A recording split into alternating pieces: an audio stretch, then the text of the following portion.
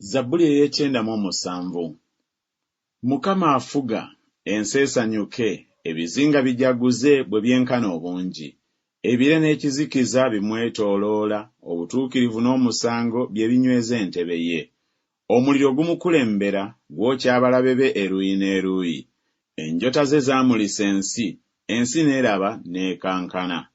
Ensozi zaasaanuuka ng'envumbo awali Mukama w'ensi zonna. Eggulu libuulira obutuukirivu bwe, n'amawanga gonna galabye ekitiibwa kye.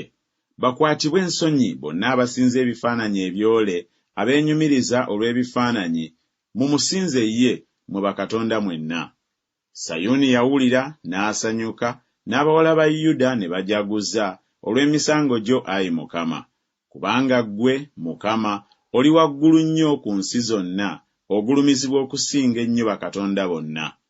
Kale mmwe abaagala Mukama, mukyawe obubi, akuuma emmeme z'abatukuvu be, abawonya mu mukono gw'omubi.